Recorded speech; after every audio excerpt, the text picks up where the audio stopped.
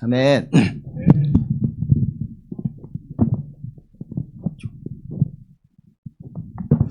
아멘. 오늘 집에 오면서, 집이란다. 교회 오면서, 오늘 예배가 감동 있는 예배가 되었으면 하면서 기도하고 왔는데요. 형제들이 앞에서 정말 감동의 물결을 일으켜 세워주셔서 너무나 감사드립니다. 제가 그것을 다 이어받아서 감동의 메시지를 전해야 될 텐데, 어깨가 무겁습니다. 자, 오늘은 세 번째 시간은 교활함이라는 주제를 갖고 이야기를 좀 나누려고 합니다.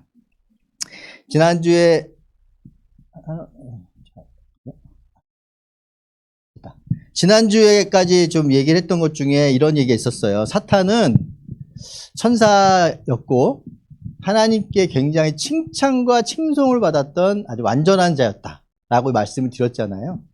그래서 흠잡을 데 없었고 너무나 아름다운 존재였다라고 얘기를 했는데 그의 마음에 불의가 드러났다고 그랬어요. 어떤 불의가 드러났냐면 하나님과 같아지려고 했던 그 불의가 드러나서 결국엔 그가 악마가 되었다고 얘기했습니다. 그래서 지난주에 이제 사탄이 하는 일에 대해서 내가 얼렁뚱땅 슉 넘어갔는데 와이프가 이거 좀 자세히 좀 얘기해달라고 그래가지고 조금만 언급을 좀 하고 가겠습니다. 그래서 그 사탄이 결국 하나님과 같아지기 위해서 철저히 하나님과 대적하는 일들을 하고 있는데 그 첫 번째 일들이 주로 거짓 교사. 그러니까 우리 1세대 교회가 시작됐을 때 가장 그때부터도 벌써 이단들이 생기기 시작했었어요. 제일 여러분 많이 들으셨겠지만 영지주의자들 뭐 이런 사람들 이단이 생겼는데 가장 최근에 여러분 퀴어 신학이라는 얘기를 들어보셨나요? 퀴어 신학이라고 아마 이제 기독교에 관련되거나 유튜브나 이런 것들을 보셨던 분들 중에서 아마 들었던 분들이 있을 거예요. 퀴어 신학이라는 게 있습니다. 신학도 발전의 여러 역사가 있는데 가장 최근에 감리교 총회 올해 있었거든요. 감리교 총회에서 퀴어 신학을 이단으로 정죄를 했습니다. 정죄 선언을 했습니다. 그 퀴어 신학이 뭐냐면 성경에 나오는 모든 남자들의 관계를 다 동성애로서 해석하는 겁니다. 그건 뭐냐면 아시겠지만 동성애를 자연스럽게 이제 기독교 안에 흡수하기 위해서 그 성경에 나오는 모든 남자들의 그런 어떤 관계들을 다 동성애적으로 해석을 합니다. 대표적으로 우리가 딱 눈에 떠오르는 게 있죠. 다윗과 요나단. 다윗과 요나단도 동성애자라고 얘기를 하더라고요. 그리고 더 나가서 바울과 실라도 그렇게 얘기를 합니다. 그래서 계속해서 그거를 동성애적인 어떤 그러니까 성적 취향 이런 쪽으로 계속 해석해서 계속 그쪽으로 끌어들이려고 하는 그것을 감리교에서 최근에 이단이라고 정죄를 했습니다. 마찬가지로 지금까지 사탄은 지속적으로 하나님의 말씀을 조금씩 어기게 하는 그런 거짓 교사들을 꾸준히 보냄으로 만들면서 우리 자신의 영역을 확대하려고 노력하고 있죠. 그리고 사탄은 믿는 자들을 낙심하게 하는 게 그들의 역할이에요. 여러분 가끔씩 막 아까도 이제 찬양을 성찬종 찬양을 듣는데 마음에 막 그냥 감동이 오는 거예요. 눈물이 오는 거예요. 반복된 실패 이러면서 막 주님과 함께 주님의 시선이 나를 감동이 오잖아요. 왜 그러냐면 우리 안에 낙심이 있기 때문에 그렇습니다. 근데 그런 낙심 가운데 그냥 쫙 머물러 있으면 그냥 낙심하게 되잖아요. 그래서 우울증과 이런 쪽을 가게 되는데 거기서 우리가 다시 감동으로 일어설 수 있는 것이 뭐냐면 하나님의 그 시선, 하나님의 손길이 있기 때문에 그런데 사탄은 계속 그곳에 머물러 있게 합니다. 그 이유가 뭐냐면 그래야 자기에게 복종을 하게 되기 때문이겠죠. 그때 우리는 하나님께 눈을 돌려서 하나님께 나아가야 됩니다. 그래서 사탄은 계속 우리 믿는 자들을 이렇게 무너뜨리려고 하는 거 하고 있고요. 그리고 마지막으로는 믿지 않는 사람들을 철저하게 그들은 사용을 합니다. 그래서 여러분 하나님 잘 믿으셔야 돼요. 어느 날 여러분 성경에 예수님 비유는 있으시잖아요. 귀신 하나가 들어왔다가 나갔어요. 다음에 올 때 어떻게 오죠? 정말 그냥 어마무시한 귀신을 몰고 온다고 하잖아요. 그래서 정말 제가 그런 거를 참 많이 봅니다. 열심히 교회 생활을 했다가 교회 안에서 실망과 상처를 받으셨던 분들이 돌아섰을 때 얼마나 정말 가혹하게 기독교를 비난하고 또 기독교를 공격하는지 보게 되거든요. 그래서 철저하게 사탄은 그렇게 믿지 않는 자들을 손에 넣어서 하나님께 대적하려고 합니다. 그게 그들의 힘이에요. 근데 사탄은 그것을 철저히 어떻게 숨어서 합니다. 드러나지 않아요. 그런데 재밌는 거는 성경에 딱 두 번 정도 그냥 모습을 드러내서 일을 활동을 하는 시간이 있었는데 첫 번째 시간이 창조의 시간이었습니다. 아주 결정적인 인류의 중요한 시간에 사탄이 나타나서 뭔가 그의 일을 벌였어요. 두 번째 큰 사건이 있었는데 그것이 바로 우리 구원의 시작인 사건, 즉 예수님의 광야 사건이잖아요. 거기에서 사탄이 예수님이 어떻게든지 무너뜨리려고 그렇게 술수를 쓰게 됩니다. 이 두 번째 두 가지의 사건을 제가 이번 주와 다음 주에 하나씩 다룰 건데, 그래서 이번 주에 이 첫 번째 창조의 시간에 있었던 사건을 통해서 사탄이 어떻게 우리를 간교하게 우리를 속이는지 그것을 한번 세밀하게 관찰해 보려고 합니다. 여러분 말씀드렸겠지만 창조의 시간이 인류 역사상 가장 아름다운 시간이었다. 가장 퍼펙트한 시간이었다고 했어요. 그것은 창조된 세계만의 이야기가 아니라 그 안에 놓여져 있었던 거룩한 관계 가운데 있었어요. 하나님과 사람은 너무나 순수한 관계였습니다. 왜냐하면 그 안에 죄가 없었어요. 그렇기 때문에 하나님과 사람은 너무나 좋은 교제 가운데, 거룩한 교제 가운데 있었고요. 또 남자와 여자 안에도 거룩한 교제 가운데 있었어요. 그래서 그들이 부끄러움이 없었다고 그러잖아요. 여러분 성경에 나오잖아요. 죄가 있는 곳에 부끄러움이 있는 거잖아요. 부끄러움이 없을 만큼 그들의 관계도 거룩한 관계였고, 또한 피조물과 피조물 사이에도 그 관계가 거룩한 깨끗한 관계였어요. 그래서 이 시간이 그래서 가장 아름다운 시간이었는데, 하나님과 인간의 관계가 거룩했던 것에 대한 것들 성경에 기록들이 나와 있습니다. 하나님이 인간을 굉장히 특별하게 생각하셨어요. 왜요? 왜죠? 인간은 하나님의 뭐로 태어났어요? 형상으로 태어났습니다. 이게 굉장히 중요한 거예요.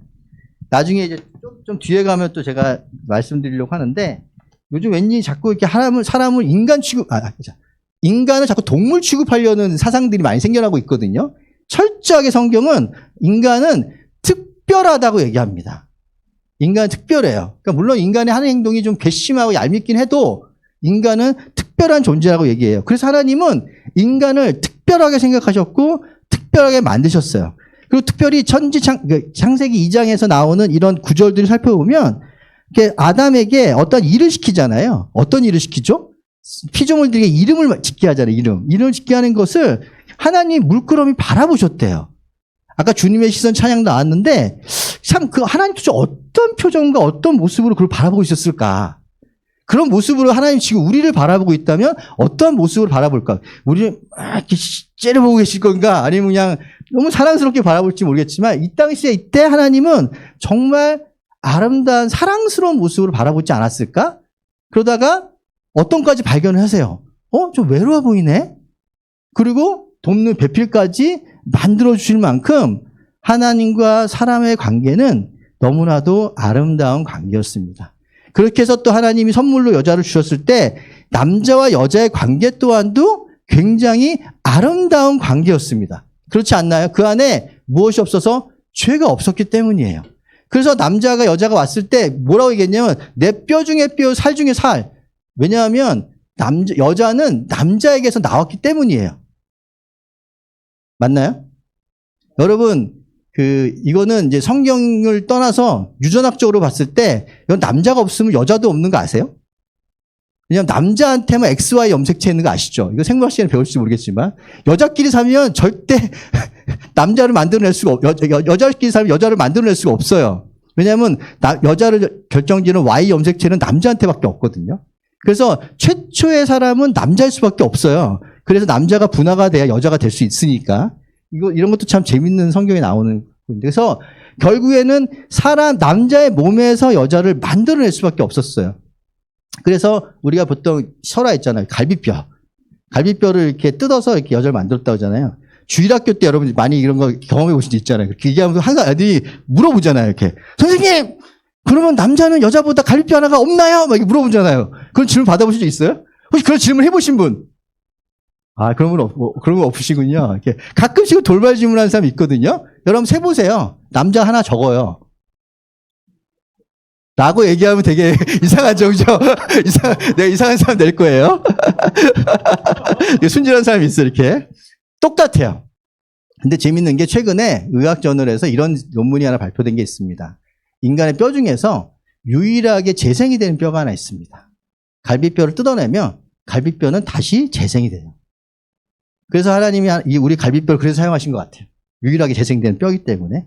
그래서 남자의 몸에서 결국에 여자를 만들어냈고, 그러니까 남자가 보기에는 내 안에서 나갔잖아요. 그러니까 내 뼈 중에 뼈 중 살리라고 이렇게 찬양을 하면서 그들은 뭐라고 했냐면 부끄러워하지 않았대요. 그냥 거기에 뭐가 없었기 때문에 죄가 없었기 때문입니다. 이 창세기 사건의 역사, 여러분 이것이 역사적 사실로 여러분 느껴지세요? 설화인가요? 사실인가요? 제가 왜 이걸 계속 강조하는 이유가 뭐냐면 이것을 어떻게 바라보느냐에 따라서 사람의 삶은 되게 달라져요. 여러분 특히 여러분 수술할 때 우리 아들내미도 다음 주에 이제 사랑니를 뽑는데 수술할 때 마취제가 없으면 여러분 어떻게 될까요? 네? 여러분 그거 아세요? 초창기 때 1900년도 초반에는 기독교계가 나서서 수술할 때 절대로 이렇게 아프게 수술하는 거에 대해서 멈추지 말라고 그랬어요. 왜냐하면 고통은 하나님 주신 거라고 생각했대요. 그때 당시 어리석은 우리 기독교인, 이렇게 말씀을 알던 사람들이 어리석게도 그래서 이 고통을 내서 감내해야 된다고. 그런데 여러분 제가 성경을 열심히 읽던 크리스찬 과학자 한 명 있었어요. 여기 보면 제임스 심슨이라는 사람인데 이건 곁다리 얘기입니다. 상식적으로 얘기하는 건데. 이 사람이 우리가 잘 아는 마취제를 처음으로 개발한 사람이에요. 근데 이 사람에게 영감을 줬던 게 어디냐면 바로 이 앞에 있는 구절이에요. 여기에 요거. 하나님이 그 사람이 의사였잖아요. 그 사람 눈에는 갈비뼈 제거가 외과 수술로 보여졌대요. 그랬더니 외과 수술을 하셨는데 잠들게 했대요. 하나님도 고통을 원하지 않았구나라서 연구해서 이 사람이 만들어낸 게 바로 클로로포름입니다. 여러분 하나의 거룩한 의사가 말씀을 있는 그대로 받아들였을 때 인류의 문명은 발전할 수 있고 우리에게 고통이 사라졌어요. 그렇지 않나요? 하나님의 말씀은 우리가 어떻게 바라보느냐에 따라서 우리는 인류를 변화시킬 수도 있고 인류를 퇴보하게 만들 수도 있습니다. 이건 여담이고요. 그래서 우리는 통증 없는 생을 살고 있어요. 그래서 인간과 하나님 관계는 거룩한 관계였는데 이것을 사탄이 가만둘 리가 없죠. 창세기 2장에 보면 2장 16절 17절 같이 한번 읽겠습니다. 시작. 주 하나님이 사람에게 명하셨다. 동산에 있는 모든 나무의 열매는 내가 먹고 싶은 대로 먹어라. 그러나 선과 악을 알게 하는 나무의 열매만은 먹어서는 안 된다. 그것을 먹는 날에 너희는 반드시 죽는다. 하나님이 좋은 관계 가운데 있는 사람들에게 처음으로 명령 한 가지를 줬어요. 이 명령을 줬거든요. 근데 이 명령을 줬어요. 근데 이 명령을 바로 사도행전 3장, 창세기 3장에는 뱀이 이 명령을 교묘하게 희석시켜가지고 사람들을 죄짓게 만들고 있어요. 그래서 오늘 제가 이 구절을 갖고 쭉 얘기를 할 텐데요. 제가 한번 읽겠습니다. 뱀은 주 하나님이 만든 모든 들짐승 가운데서 가장 강교하였다. 뱀이 여자에게 물었다. 하나님 정말로 너희에게 동산 안에 있는 모든 나무의 열매를 먹지 말라고 하셨느냐? 여자가 뱀에게 대답하였다. 우리는 동산 안에 있는 나무의 열매를 먹을 수 있다. 그러나 하나님은 동산 한가운데 있는 나무의 열매는 먹지도 말고 마시지도 말라고 하셨다. 어기면 우리가 죽는다고 하셨다. 뱀이 여자에게 말하였다. 너희는 절대로 죽지 않는다. 하나님은 너희가 그 나무의 열매를 먹으면 너희의 눈이 밝아지고 하나님처럼 되어서 선과 악을 알게 된다는 것을 아시고 그렇게 말씀하신 것이다. 여자가 그 나무의 열매를 보니 먹음직도 하고 보암직도 하였다. 그뿐만 아니라 사람을 슬기롭게 할 만큼 탐스럽기도 한 나무였다. 여자가 그 열매를 따서 먹고 함께 있는 남편에게도 주니 그도 그것을 먹었다. 그러자 두 사람의 눈이 밝아져서 자기들이 벗은 몸인 것을 알고 무화과 나무 잎으로 치마를 엮어서 몸을 가렸다. 그 남자와 여자는 날이 저물고 바람이 서늘할 때에 주 하나님이 동산이 거니시는 소리를 들었다. 남자와 그 아내는 주 하나님의 낯을 피하여서 동산 나무 사이에 숨었다. 인류 역사의 가장 슬픔이 시작되는 그런 첫 시작의 이야기가 여기에 담겨져 있습니다. 근데 아까 읽었던 창세기 2장과 창세기 3장의 내용이 약간 좀 미묘한 차이가 있는 걸로 느껴지세요? 느껴지시나요? 다시 한번 볼까요? 뭔가 앞에 부분하고 뒤에 부분하고는 뭔가 약간 좀 내용이 조금씩 달라요. 오늘 그거에 대해서 같이 한번 이야기 나누려고 하는데, 그래서 창세기 3장에는 뱀을 간교하다고 얘기하고 있습니다. 근데 그거는 안 나와요. 악마가 뱀으로 변했는지 아니면 뱀 뒤에서 속삭이고 있는 건지는 몰라요. 모르지만 어쨌거나 뱀이 대화를 나누고 있는데 이걸 간교하다고 하는데, 이 간교하다는 글자가 참 여기 이게 사탄의 그 품성을 잘 표현한 구절인 것 같아요. 간자가 마음이 바르지 못할 간자입니다. 그리고 교자는 솜씨가 좋은 교자예요. 그러니까 바르지 못한 사람이 능력이 출중하다는 걸 얘기하는 거예요. 딱 사탄을 표현한 것 같지 않나요? 여러분, 이 중에서 능력이 출중하신 분 있어요. 회사 내에서 잘 나가신 분 있거든요. 마음이 바라야 됩니다. 마음이 바라야 돼요. 그래야 천사가 될 수 있습니다. 마음이 바르지 못하면 사탄이에요. 그래서 이 간교한 사람이 어떤 행위를 하냐면 교활한 행위를 하는데, 이 교활하다는 글자도 참 재밌어요. 항상 뭔가 음흉하게 뒤에서 숨어서 본인이 뭔가 나가서 막 싸우는 게 아니라 항상 뒤에서 막 조종하는 듯한 느낌의 단어들이 쫙 나와 있습니다. 그렇지 않나요? 다 뭔가 숨어있는 음흉한 부지불식간 이런 얘기를 하는데, 항상 여기에는 들어가는 것들이 솜씨가 좋아. 그러니까 하여튼 능력이 있음을 얘기하고 있습니다. 그래서 사탄은 그런 자신의 능력을 가지고 하나님의 첫 번째 거룩한 관계를 파괴하려고 하고 있습니다. 어떻게 하냐면 그들은 주로 말을 사용합니다. 언어를 사용하거든요. 근데 여러분, 제가 요거 이제 그림을 요거 하나를 했는데, 사실 원래 저 그림을 안 쓰고 원래 흰 물에다가 잉크가 섞인 그림을 좀 쓰려고 했었어요. 처음에는 첫 설교 때 그걸 썼었는데, 제가 이걸 바꾼 이유가 최근에 생각하면서 이 그림이 더 적당한 것 같아서 바꿨는데, 여러분, 배에는 키가 있습니다. 그죠? 키는 배의 큰 덩치를 인도하잖아요. 근데 배의 방향타가 0.0000001도 정도 틀어졌어요. 그럼 어떻게 될까요? 당장 눈에는 티가 안 나잖아요. 근데 먼 거리를 가면 갈수록 어떻게 될까요? 도착하고 나면 다른 곳에 가겠죠. 여기 이제 그때 희락의 생각을 많이 했어요. 보통 비행기 기장에 오토파일럿 하잖아요. 그래서 영화에 보면 잘못해가지고, 이제 엉뚱한 데 가 있네, 이런 거 있잖아요. 근데 마찬가지로 사탄이 처음에 조금 정말 느끼지 않을 정도로 틀어놓은 그 틀어놓음이 시간이 가면 갈수록 그 틀어짐은 엄청난 관계를 만들어냅니다. 그래서 사탄이 처음에 하나님과 관계를 틀어놓았는데, 그래서 야고보서에 요거 한 구절을 제가 왔는데, 이렇게 틀어진 배가 결국에는 시간이 지나면 이렇게 좌초하게 되죠. 그래서 야고보가 이렇게 얘기했어요. 이 혀라는 것이 작은 불이지만 모든 숲을 태워버릴 수 있다고. 그래서 사탄이 정말 이 말장난 하나로 정말 인류의 역사를 틀어놓고 있습니다. 그래서 사탄이 하나님과 관계를 처음으로 손대기 시작하는데요.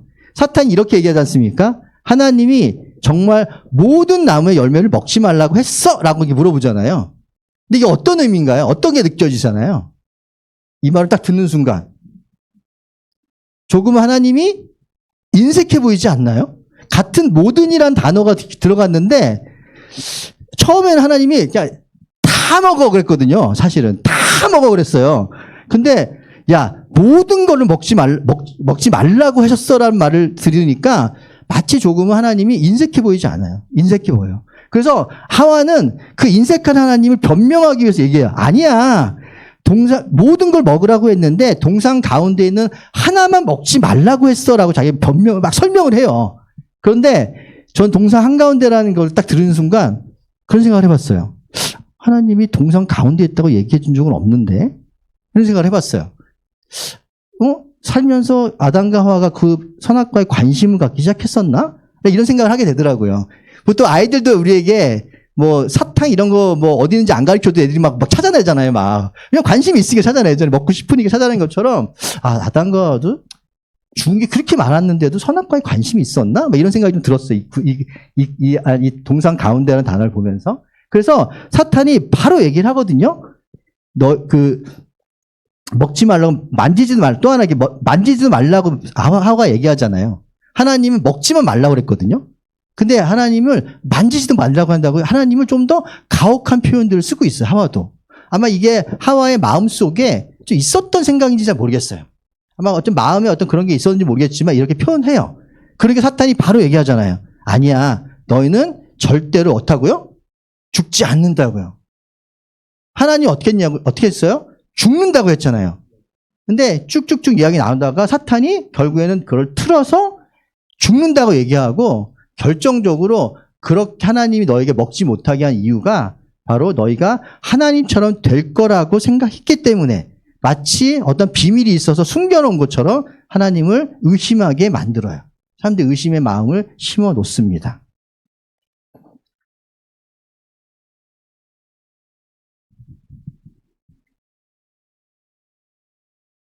근데 사탄은 참 교묘해요. 사실과 거짓말을 항상 섞어서 얘기합니다.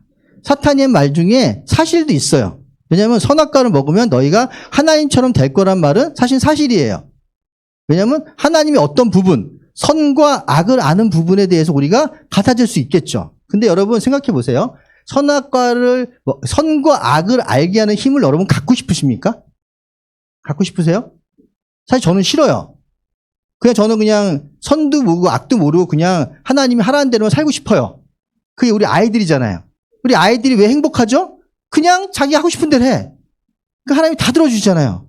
근데 나중에 시간 지나서 해야 될 것과 하지 말아야 될 것 아는 순간 아이들의 불행은 시작되잖아요. 그렇지 않나요? 안 그런가요? 그렇지 않아요? 저 선악 알고 싶지 않아요. 골치 아파요, 그냥 하면 되는데 뭘 선이 뭐고 악이 뭐고 알 필요가 뭐 있겠어요. 근데 정말 사탄은 사탄은 사실을 얘기한 거예요. 그거 먹으면 선과 악을 알게 될 거라고. 그래서 나온 결과가 뭐죠? 그 나온 결과가 자신의 부끄러움을 알게 됐잖아요. 왜? 선과 악을 알기 시작하니까 제 마음 안에 있는 죄가 느껴지기 시작해요. 그러면서 점점 자기가 숨게 되고 빛이신 하나님을부터 멀어지기 시작하잖아요. 선악과가 주는 힘이에요. 힘. 그래서 결국에는 사탄이 하나님처럼 될 수 있다는 그 말에 하와는 또 즉시 반응을 해요. 어떻게 반응하죠? 참 재밌어요. 보암직도 하고 먹음직도 하대요. 재밌는 거는 하나님이 먹으면 죽을 거라고 얘기했을 때는 아마 내가 선악과를 봤으면 그랬을 거예요. 에이, 나 죽이는 음식이니까, 에이, 쳐다도 안 봐. 되게 못생겼어. 맛도 없겠네. 이렇게 보지 않을까요? 근데 갑자기 하나님처럼 된다고 하니까 보기 시작하니까 뭐라고요? 보암직도 하대요. 먹음직도 하대요. 탐스럽기까지 하대요. 사람이 마음이 좀 그래요.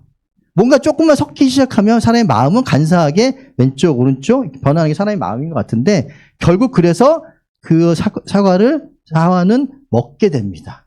인류 역사가 불행의 역사가 시작됐죠. 그리고 혼자 먹는 것이 아니라 남편에게도 주게 돼요. 그러난 다음에 어떤 일이 벌어지는지 하나님으로부터 숨기 시작합니다. 왜? 자기 안에 있는 죄를 스스로가 깨닫기 시작했기 때문이에요. 인류의 불행이죠. 그래서 결국은 하나님과 관계가 이 말 한마디로 인해서 결국에 무너지고 죄가 우리 가운데 들어오기 시작합니다.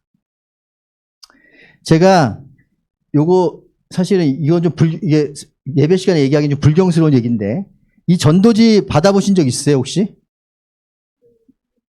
그렇죠.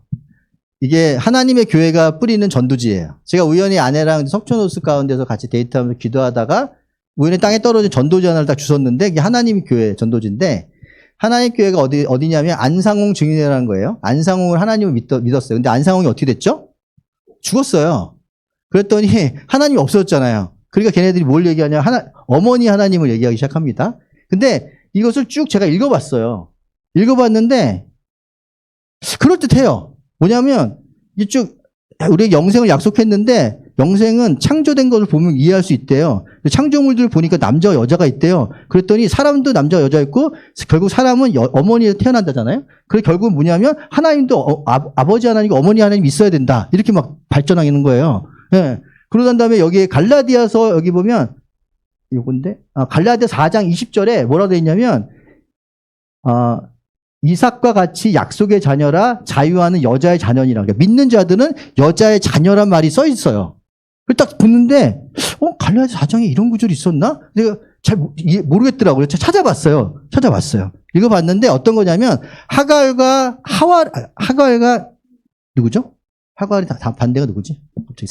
하란과 사라가 얘기하면서 믿는 자는 사라의 후손이다라는 것을 얘기하는 구절이거든요.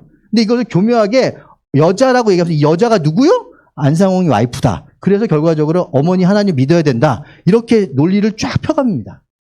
너무 교묘하지 않아요? 여기를 따르는 사람들이 지금 수백만 명 있어요.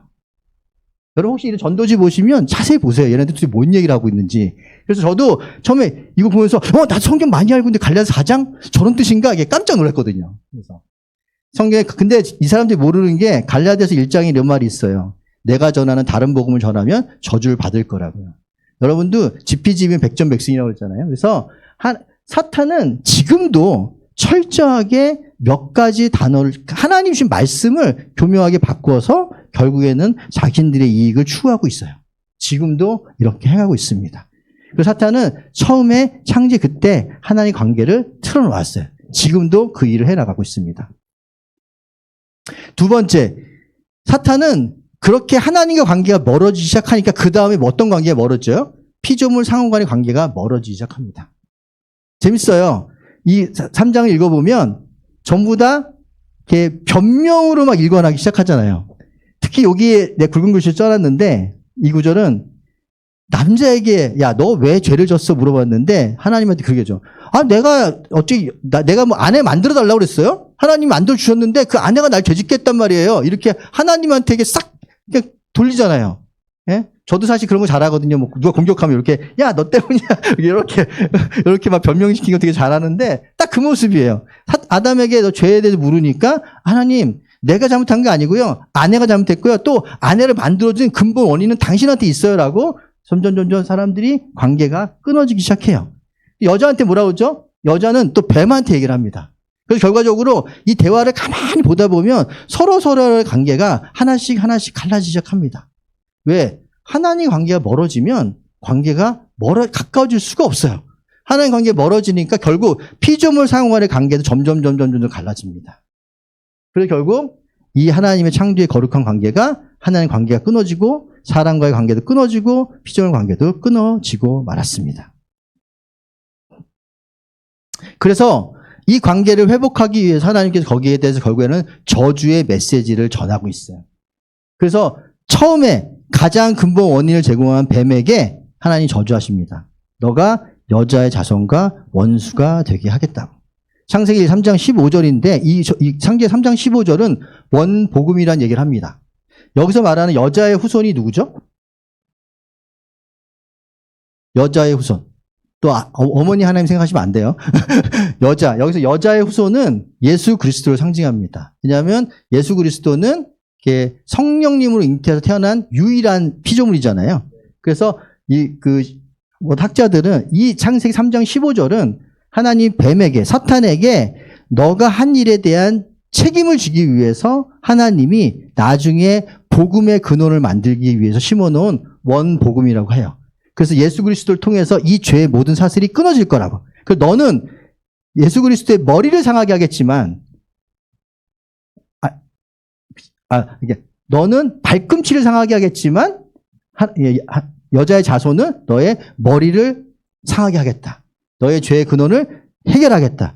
그래서 이 원복음이라고 얘기합니다. 그래서 하나님께서 뱀에게 저주를 얘기하시면서 이 관계를 회복하기 위해서 복음을 전하고 계세요. 두 번째, 여자에게도 죄의 대가를 치르게 하십니다. 임신하는 고통. 임신하는 고통이라는 것을 보면서 저는 그런 생각을 해봤어요. 하나님에게 원래는 출산에는 고통이 없었을 것 같아요. 왜냐하면 하나님이 생육하고 번성하라고 그랬잖아요. 그런데 우리의 죄로 인해서 결국에는 이런 고통이 우리에게 들어오게 됐고요. 또 하나 이게 페미니스트들이 가장 싫어하는 말이 여기 나와요. 남편을 지배하려고 해도 남편이 너를 다스릴 거라고. 그래서 뭐 가끔씩 이거 가지고 형제들이 자매들 다스리려고 하지만 여러분 되지 않습니다. 절대 안 돼요. 자매는 돕는 배필입니다. 돕는 배필. 나중에 이런 얘기할 게 있겠지만. 그래서 결국 남자와의 가정에서의 관계도 어떤 서열 관계를 만드시고 또 임신의 고통도 더하시면서 이 죄에 대한 대가를 치르게 하십니다. 그게 지금까지 물려받았고요. 또 남자에게도 이런 고통을 주십니다. 아마 이 사탄의 이런 게임이 없었다면 피조물들은 인간에게 무한정 먹이를 제공했을 것 같아요. 우리가 아무 수고하지 않아도 그냥 탱자 놀았을 것 같아. 그런데 하나님 말씀하십니다. 너희가 결코 수고하지 않으면 얻을 것이 없을 거라고. 그래서 남자들은 그냥 죽어라고 수고해야 됩니다. 여러분 그냥 요즘 뭐 플렉스 얘기하시는데 80살까지 열심히 일해서 가족을 먹여 살려야 돼요. 그리고 마지막으로 흙으로 돌아갈 것이다. 아마 그때까지는 아마 그 죽음이 없었을 것 같아요. 그런데 하나님이 죽음을 이야기하십니다. 우리에게 죄로 인해서 결국에는 죽음이 우리에게 오게 되었습니다. 이것이 어떤 것의 결과? 바로 사탄이 조금 섞어놓은 1도 편차가 만드는 0.00001도 각도를 틀어놓은 그 말 한마디 때문에 이런 모든 것들이 지금까지도 우리에게 이어져 내려오고 있습니다. 제가 이제 30분을 딱 해놓고 했는데 30분 지나서 조금만 더 할게요. 제가 최근에 여러분 나다움이란 말 들어보셨죠? 교육 현장이나 그런 관심이 있으면 나다움에 대한 얘기를 되게 많이 들었을 거예요. 나는 나답게 살고 싶다. 제가 좋아하는 내 모토예요, 모토. 내가 진짜 좋아하는 말이거든요. 난 자유가 필요해, 맨날. 자유! 막 이런 얘기 하거든요. 그런데 좀 이상하더라고, 제가 읽어보니까. 저런 관계된 얘기들을 읽어보니까 내가 생각하는 것과 좀 다르더라고요. 생각이 좀 달라요. 그래서 도대체 왜 그럴까? 생각 쭉 돌아봤는데, 제가 보편적으로 갖고 있고, 기독교적으로 갖고 있었던 생각하는 나다움이라는 생각과 요즘 사람들이 이렇게 가르쳐주는 나다움이라는 생각이 다르다는 것을 제가 알게 되었어요. 근데 정말 다른데, 처음에는 조금 달랐는데, 계속 읽고 들어가다 보면 너무나 많은 생각의 차이를 알게 되었어요. 여러분, 칼빈 아시죠? 칼빈이 기독교 강요라는 책을 썼는데, 이게 종교개혁의 시발점이 되는, 종교개혁의 교리적 근간을 제시해준 책 중에 하나예요. 신학을 하는 사람들은 뭐 항상 봐야 된다는 책 중에 하나인데, 이 기독교 강요를 칼빈이 처음 시작할 때 어떻게 시작하냐면요. 하나님에 관한 지식과 자신에 관한 지식은 서로 연결되어 있다. 칼빈은 하나님을 알아야 너 자신을 알 수 있다라는 말로 이 기독교 강요의 책들을 쫙 서술해 나가고 있어요. 그래서 그가 깨달은 게 뭐냐면, 하나님 성경을 통해서 나 자신을 알다 보니까 나는 전적 타락이란 말 아마 들어보셨을 거예요. 인간은 태어나면서 악해 라는 이런 교리들을 만들어낸 거예요. 철저하게 내가 나 자신을 알기 위해서는 하나님을 먼저 알아야 된다. 이게 기독교의 가르침이거든요. 그래서 성경을 읽다 보면 우리는 하나님의 이미지라고, 하나님이 나의 주인이라고 이런 얘기를 하잖아요. 그래서 저는 이렇게 쭉 나가다 보면 이런 생각을 하죠. 나다움이란 건 뭐냐면, 나를 향하신 하나님의 뜻, 하나님이 주신 은사, 능력을 깨닫고 거기에 맞춰 살아가는 것, 그것이 나에게 있어서의 나다움이거든요. 그렇지 않나요? 여러분 그렇게 생각하잖아요. 그게 나다움이라고 생각을 했었거든요. 근데 요즘은 이런 얘기를 합니다. 여기에 여러분 사탄 성경이라는 책을 들어보신 적 있을 거예요. 이게